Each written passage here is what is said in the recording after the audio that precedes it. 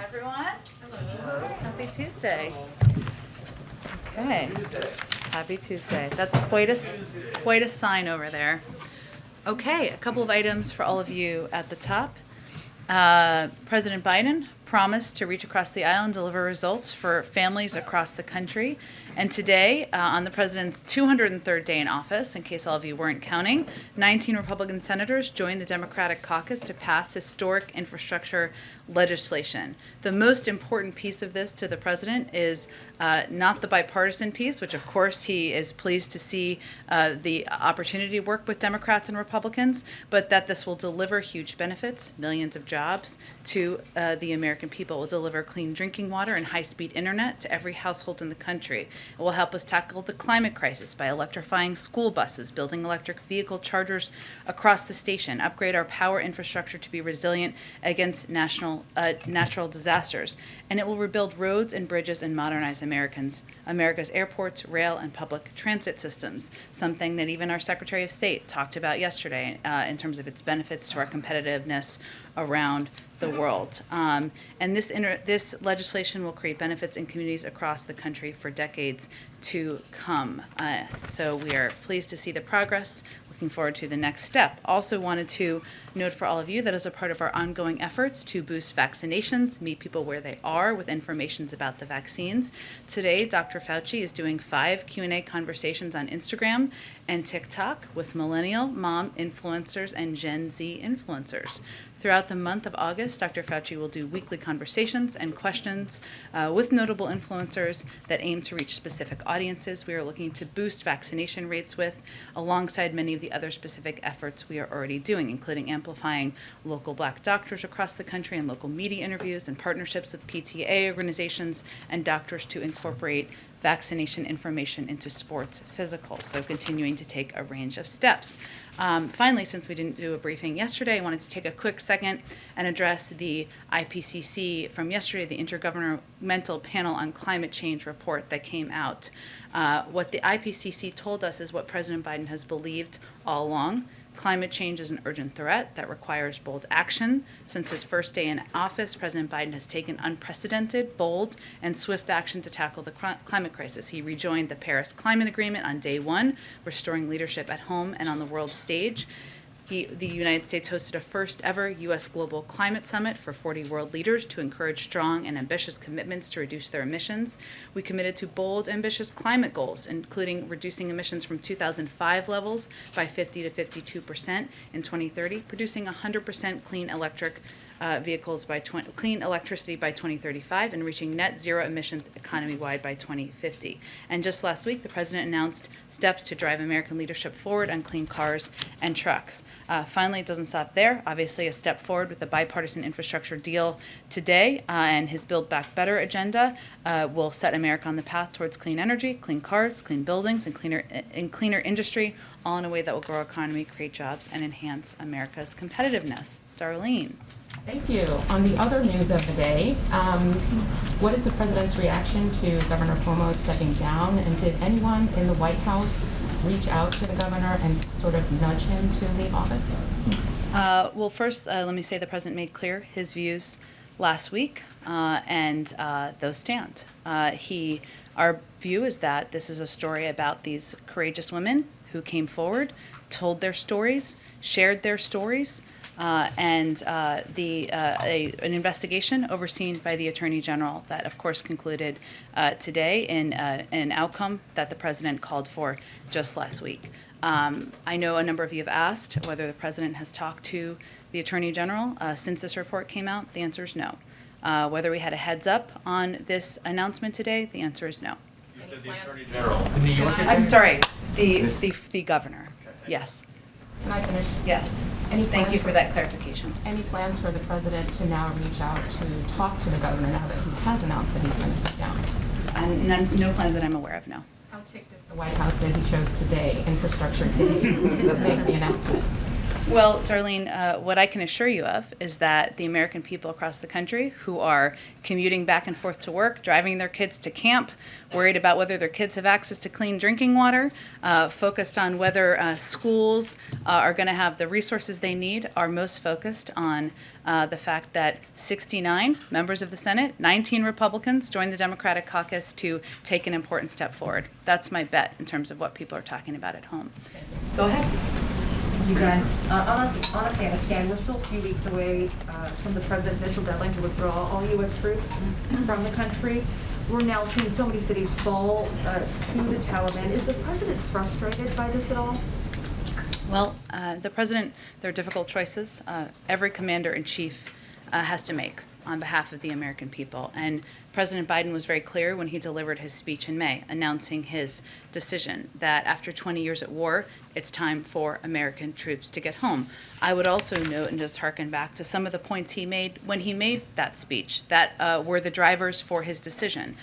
We went to Afghanistan to deliver justice to those who attacked us on September 11th, to disrupt terrorists seeking to use Afghanistan as a safe haven, to attack the United States. We achieved those objectives some years ago. We judge the threat now against our homeland, which is his responsibility as commander-in-chief to focus on, as being one where the threat emanates from outside of Afghanistan. So, and the president also at the time, just to go back to your original question, he asked for a clear assessment, for a review from his team on what the possible implications could be. He asked them not to sugarcoat that. He asked them to lay out specifically and clearly what the consequences could be. I'll also note that we have provided a great deal and a range of assistance to the Afghan National Security Defense Forces, and also proposed a significant amount of funding in the FY 2022 budget request for $3.3 billion for the Afghan security forces. So he made a decision as commander-in-chief. Those are difficult decisions to make. He did it because after 20 years at war, it's time to bring our troops, our men and women home, and we will continue to be partners and supporters of their efforts on the ground. With that assistance, it's seeing what's happening now. Do you overestimate at all the Afghans' ability to hold off the Taliban, though? Well, ultimately, there have been assessments by members of the intelligence community, members of our national security team that have been made public. And they're the appropriate entities to, of course, make those assessments. But ultimately, our view is that the Afghan National Security Defense Forces has the equipment, numbers, and training to fight back, which will strengthen their position at the negotiating table. We believe there's a political process. That's the only process that will successfully bring peace and stability to Afghanistan. One more on the vaccine, sorry. Secretary Austin says that he will make his request of the president's request for the president to approve a waiver for the vaccine to be mandatory in the military no later than mid-September, unless the FDA approves the vaccine before then. But given that the consensus is that the vaccines are safe and effective, why not move forward with that waiver right away? Well, one, the president and secretary agree, and they have agreed, that making sure our military is safe and prepared is of utmost importance. And given the size and scale and geographic dispersal of the Department of Defense's workforce, it was determined that DoD would need some time to develop an implementation plan. That's exactly what we're talking about with the September 15th timeline, to make sure it's most feasible for fully vaccinating their personnel. There are a range of steps that are components of an implementation plan. Obviously, if the Delta variant becomes worse and we need to move things forward, we have that option. If the if FDA, which we don't control their timeline, as you all well know, is not approve a vaccine by then, that timeline stands. But this was a timeline put in place so we would have the necessary resources and available time to make this happen with the diverse military personnel around the world. Go ahead. I know the president isn't weighing in on legislative sequencing at this point in time, but there was a letter sent by a group of House Democratic moderates, basically calling on Speaker Pelosi to take up the infrastructure bill now, saying the president doesn't have time for a delay. What is the president's message to those moderates, not regarding sequencing, but who are right now feel like this needs to move immediately? His message is that he remains committed to passing each of these pieces of legislation on dual tracks, that he is going to work in lockstep with Speaker Pelosi, just as we have worked in lockstep with Leader Schumer successfully over the last several weeks and months to get this done. And he is confident in the leadership, the strategic approach of Speaker Pelosi, and looks forward to being her partner in the weeks ahead. And then one more, Leader McConnell has made very clear over the course of the last couple of weeks that he doesn't believe any Republicans will vote for a debt ceiling increase. Does the president believe he's bluffing on that? Well, I think for those of you who have followed this quite closely, for those of you who have not followed this quite closely, let me actually provide you some additional details of context, and then I'll come back to your good question. Congress has raised or suspended the debt limit approximately 80 times. In fact, Congress has raised the debt limit more times under Republican presidents than under Democratic presidents. The Republican-led Congress raised the debt limit 3 times on a bipartisan basis during the prior administration, and 98% of the debt subject to this limit we're talking about right now, accrued before President Biden took office. It's a shared responsibility. I'd also note that during the Trump years, former Majority Leader McConnell himself said that failing to raise the debt ceiling was unacceptable because it would cause unforced harm to our economy and kill jobs. So our view is that Congress should move forward, as they have multiple times, 80 times in the past, 3 times during the Trump administration, to raise the debt limit. Go ahead. I want to ask you about infrastructure in a second, but some other news on COVID and Delta right now. Governor DeSantis in Florida, as you know, is now threatening to withhold salaries of school board members and superintendents in districts that do not comply with his order outlawing mask mandates at schools. What's the White House's take on that? Well, I do want to call out the courage and the boldness of a number of leaders in Florida, including in Miami-Dade County, people who are stepping up to do the right thing to protect students and keep schools safe and open. We are continuing to look for ways, to go back to your question, Peter, for the U.S. government to support districts and schools as they try to follow the science, do the right thing, and save lives. I would note what is publicly available and knowable is that the American Rescue Plan funds that were distributed to Florida to provide assistance to schools have not yet been distributed from the state level. So the question is, why not? And those can be used to cover expenses that come up in this period of time. They're federal funds, and they're under federal discretion. So they just need to be distributed to these schools. We're looking into what's possible. So in simple terms, what do you say directly to Governor DeSantis about this threatened punishment? Well, we would say what we've said from the beginning, Peter, which is that if you're not interested in following the public health guidelines to protect the lives of people in your state, to give parents some comfort as they're sending their kids to school. Schools are opening in Florida this week, I know, in many parts of Florida. Then get out of the way and let public officials, let local officials do their job to keep students safe. This is serious, and we're talking about people's lives. And we know based on public health guidelines that even though kids under a certain age are not yet eligible, masks can have a huge impact. A couple follow-ups on the Cuomo news that just happened. We saw the president arrive only moments before the announcement. Did the president watch the announcement, or who informed him?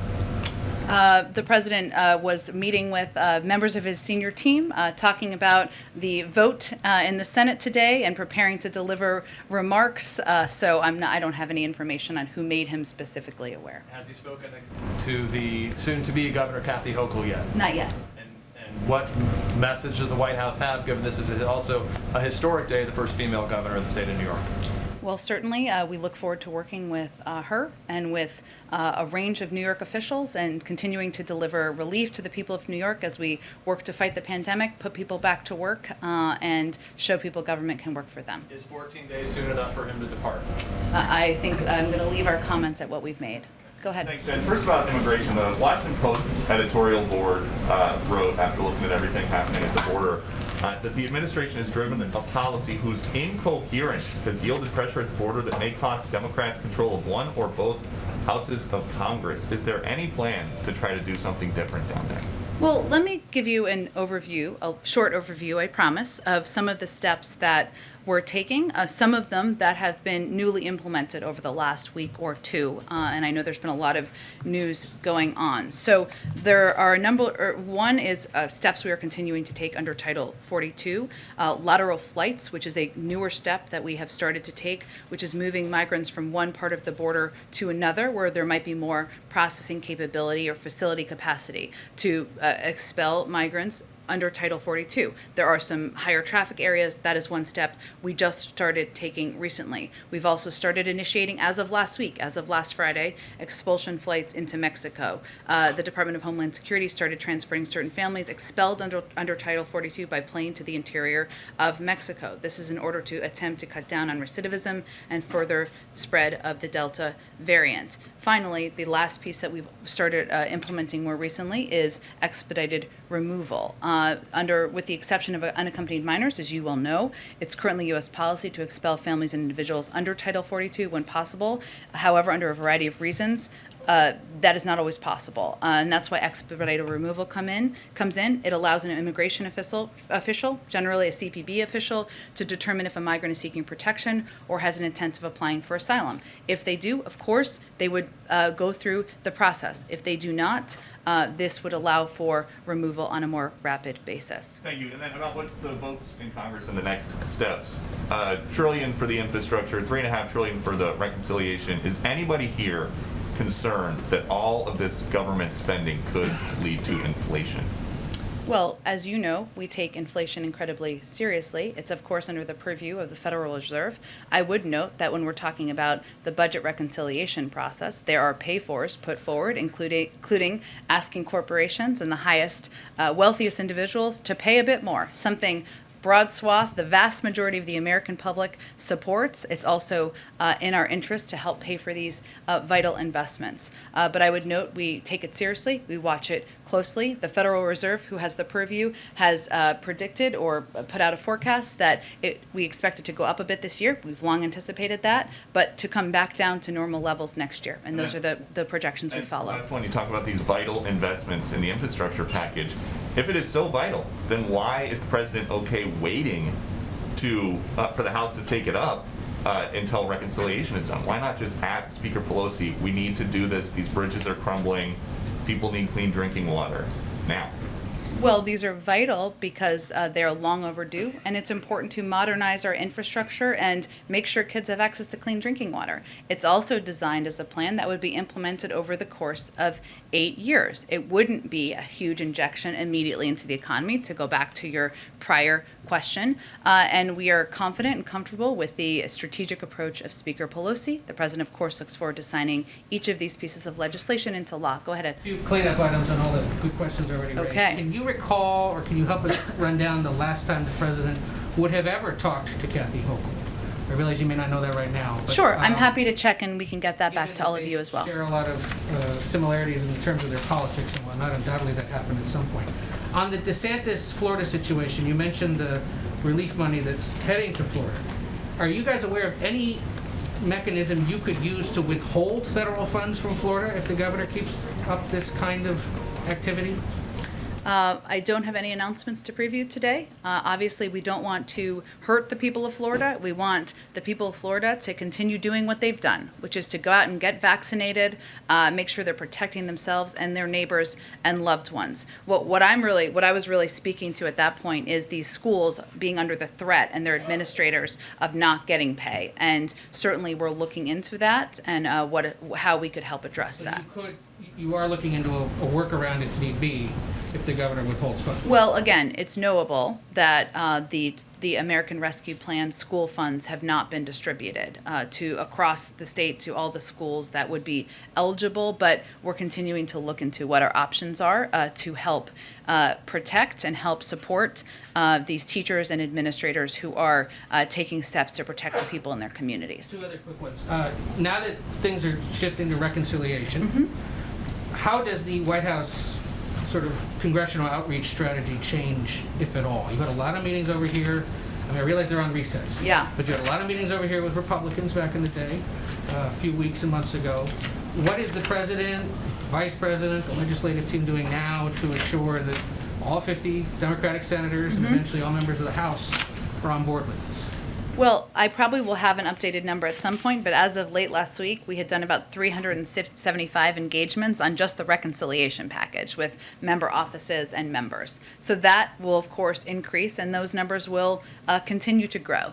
And the president will, of course, members are in their home districts, they're on recess, but he will be picking up the phone, as he did quite a bit over the weekend, to have conversations with members, address any concerns or questions they have, and work to get this piece of legislation, also both pieces, I should say, across the finish line. And if it will help move things forward to bring people to the Oval Office, I'm sure he'll do that when people return in September as well. And ahead of Thursday's census data release, curious what the White House and your party might be able to do to stop Republican state legislatures from drawing or redrawing lines in ways that you guys are worried about. You obviously have the presidential bully pulpit.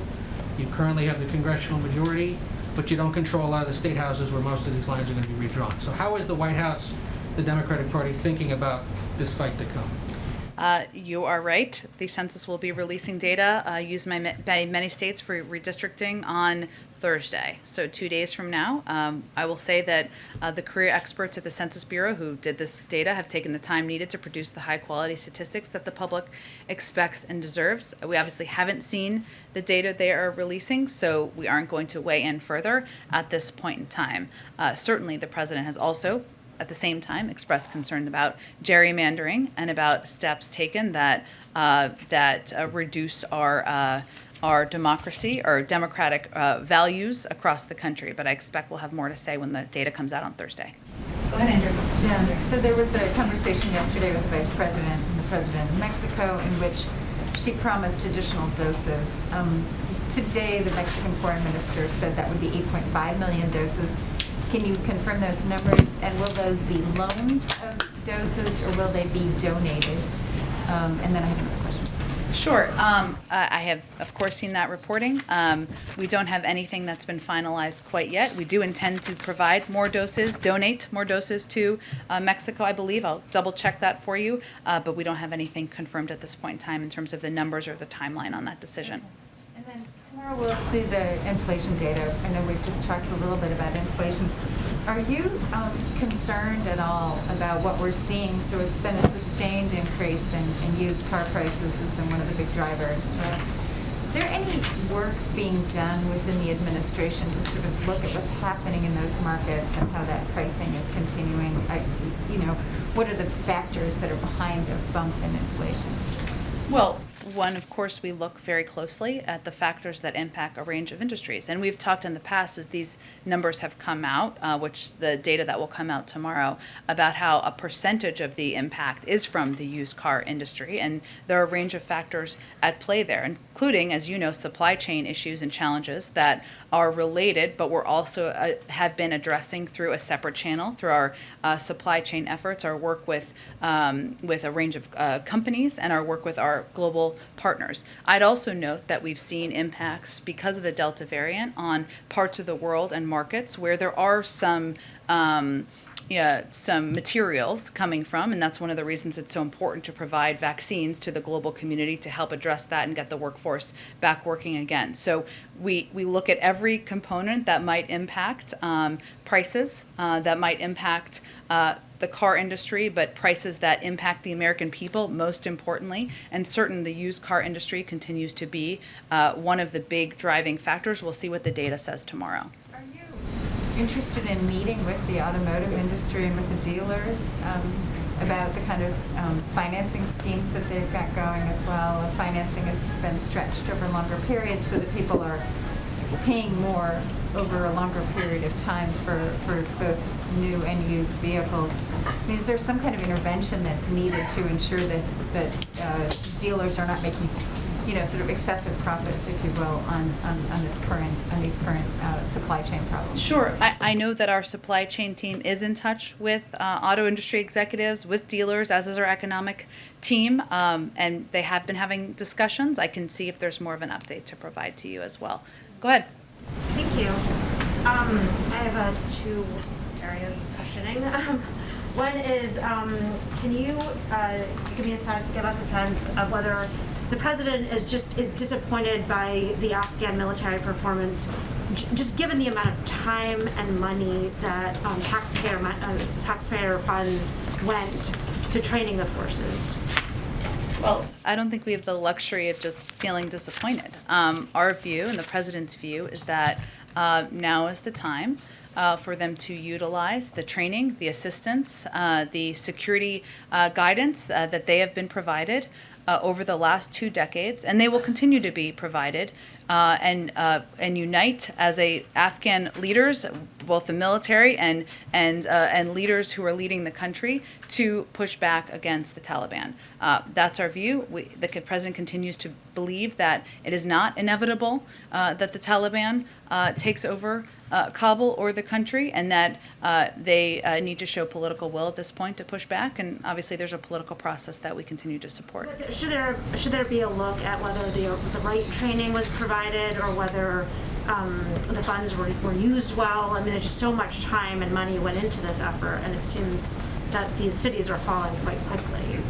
Well, would there be a reassessment that maybe next time there'd be a different type of training? I certainly would point you to DOD for any assessment along those lines, but I think there's no question that over the course of 2 decades, the amount, to your point, of training, of assistance, of security equipment that has been provided is extensive, and we are continuing to propose additional assistance in the form of $1 billion to ensure the Afghan Air Force and Special Mission Wing have the capabilities and maintenance to support ongoing combat operations, $1 billion to purchase and deliver key supplies for Afghan forces, $700 million to fund continued payment of salaries for Afghan soldiers. It is important to us, and it is a fundamental value to continue to be partners and support their effort, but ultimately is up to the Afghans to determine what their future looks like. And I just wanted to follow up on questions by my colleagues Peter Alexander and Ed O'Keefe. Sure. On COVID in Florida in particular.